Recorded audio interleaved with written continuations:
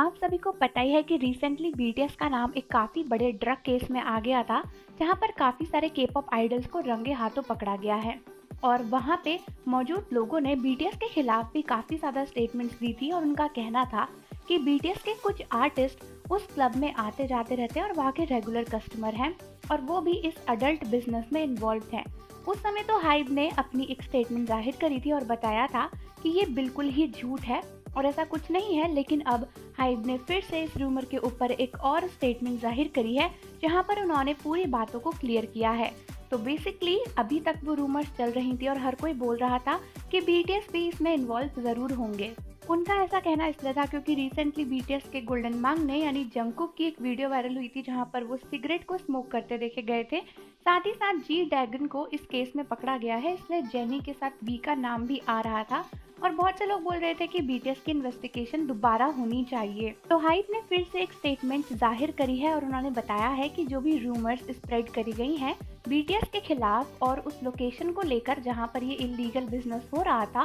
वो पूरी तरीके से झूठ है। उन्होंने ये भी कहा है कि बीटीएस कभी भी उस लोकेशन पर नहीं गए और उनको उसके बारे में कुछ भी नहीं पता है। और जो भी लोग इस तरीके की स्टेटमेंट्स को फैला रहे हैं बीटीएस के खिलाफ, हाइब उनके लिए स्ट्रिक्ट पॉलिसीज और एक्शंस लेने वाला है, क्योंकि हाइब बिल्कुल भी टॉलरेट नहीं करेगा कि उनके आर्टिस्ट को कोई डिफेम करे। हालांकि इन स्टेटमेंट्स को जाहिर करने के बाद बहुत सारी आर्मीज बीटीएस के साथ खड़ी हैं और उनका मानना है कि बीटीएस का इस इशू से कोई लेना देना नहीं है। जैसा कि हम सभी जानते ही हैं कि जब भी कुछ बड़ा होता है तो वहाँ पर ज़्यादा कंट्रोवर्सी क्रिएट करने के लिए बड़े बड़े आर्टिस्ट का नेम ले लिया जाता है, ताकि उनके पीछे की चीज़ें छुप जाएं। और ऐसा लगता है कि ये भी एक प्लान है ताकि इन इलीगल ड्रग केस को छुपाया जा सके, क्योंकि बीटीएस का नाम इसमें आएगा तो फिर ड्रग केस से हट से कंट्रोवर्सी बीटीएस पर आ जाएगी। और इसके लिए बहुत सारे लोगों का मानना है कि जानबूझकर बीटीएस का नाम यहाँ पर लिया जा रहा है, ताकि इस इलीगल बिजनेस को इग्नोर करके लोग बीटीएस के ऊपर कंट्रोवर्सी स्टार्ट कर दें।